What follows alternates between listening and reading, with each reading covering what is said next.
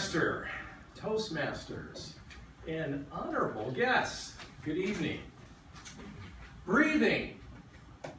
Breathing and creating. Inspiration. Isn't that an amazing term? Someone even said it tonight. Oh, you're going to inspire us. And actually, that's what I'm here to do, to help you understand about breathing and how you inspire and how you exhale. Now notice I said the word inspire, but I didn't say expire. Isn't that funny how that word expiration, no expiration here, right? So, but think about that for a moment. We're inspired. So when we breathe, take a breath in, we're actually bringing inspiration into us. Then we get to choose how we use that inspiration, how we use that breath. Have you ever heard that term? David, or in your case, Kelly, or some of the other people, John. Now, just take a breath. What does that kind of mean? Or when we get upset, you know, like, hey, slow down, take a breath. It's funny how these words are in our vocabulary. I'm going to talk a little bit about different ways that we breathe, and then get into the things about how we actually use breath for creation. Have you ever heard about chest breathing? And people say, oh, you're breathing too shallow, or you're not breathing enough, or you're breathing too much. It's all those things about breathing, right? And I think it's funny because if you watch a baby breathe, we don't have to tell them. It's just this beautiful, shallow breathing. In fact, we would almost have to look sometimes, are they breathing? It's so shallow. You know, I mean, are they live? You know, are they okay? You know, we want to see, you know, is there fog? You know, you put a little mirror on there, right? So, but we know about chest breathing, you know, just there. And then some of us might be singers, so you hear about the diaphragmatic breathing, right? And some of us might even know about how we take a deep breath in with all of us. But what is the creation part, not so much of the inhale, is what we do with that breath afterwards. And in this case, it's looking at breathing as a behavior. When you get upset, what do? Do you breathe a little faster? You know, or take a deep breath? Or did you ever see someone do this?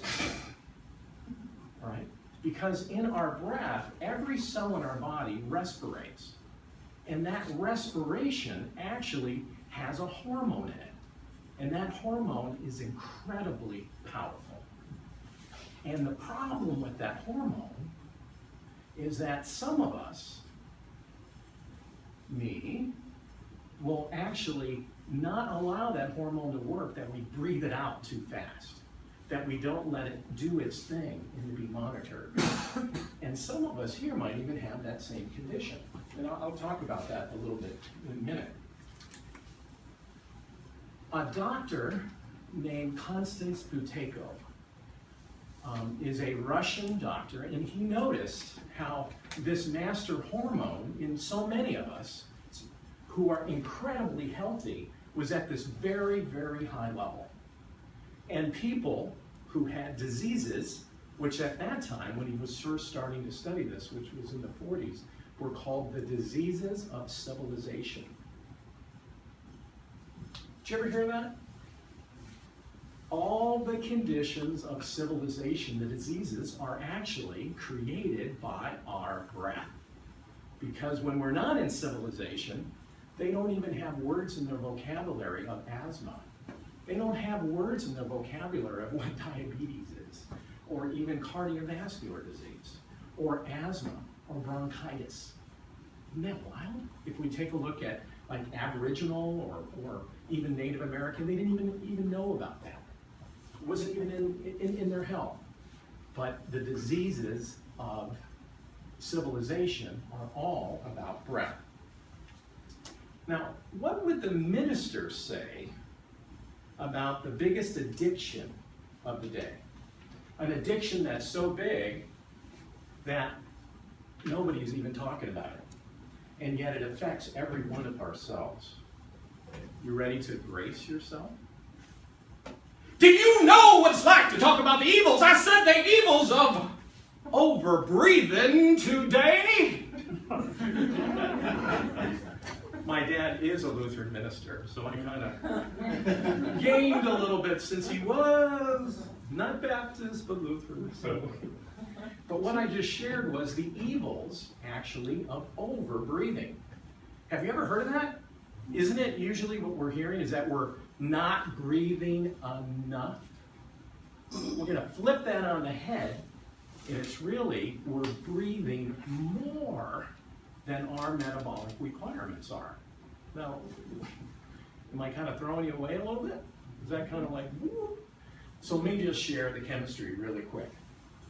It's only taken 20 years of my life to say it this quickly, and hopefully next week it will even be better.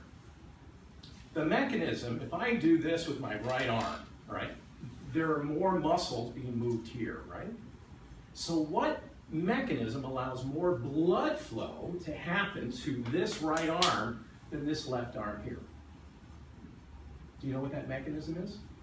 It is so simple and so powerful in that the cells which are moving more, all right, have action. They're respirating more.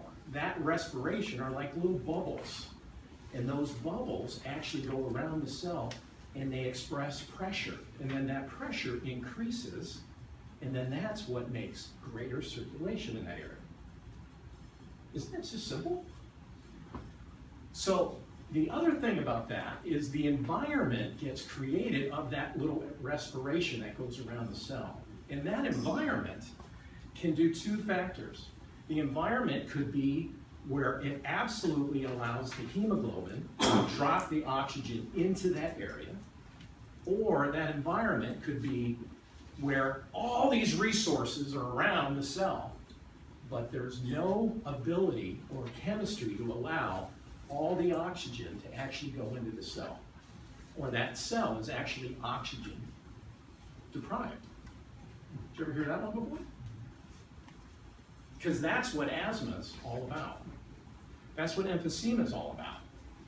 That's what all matter of diseases of civilization is, that the cells are starved for oxygen because that monitoring gas, that gasoline, this breath, this master hormone, isn't being monitored correctly because we breathed it out. Do you ever see people do that? So what I'm about to share now is taking that the next step and then explaining more of the chemistry. And in doing that, I have to pause. Because when I pause, I'm allowing that chemistry of my, remember that gas that's out there I'm expending, builds up around my cells, and if I pause, it builds up enough and then allows the oxygen to come in. And then I can remember. Because in one breath, you can actually reduce 60% of the oxygenation to your brain. In fact, if you're a medical, I don't know if anyone here has had an operation where they knocked you out, and then you have a anesthesiologist actually having breathing. If a person bleeds, as a doctor, as a person who's doing the respiration, actually speed the breathing up, over-breathe the person to get that carbon dioxide out, that master hormone out. So then the pressure around the cells are less, and then what happens to the blood? Less bleeding happens to that area. But he could respirate that person so fast that the circulation decreases so much that now hypoxia created in the brain. Now actually brain damaging because that body doesn't have the oxygen it needs in order to respirate. I'm pausing, I'm letting my CO2 build up to go to the next level. So, inspiration, we breathe in, and then some of us have triggers which happen, so we breathe then more than our metabolic requirements.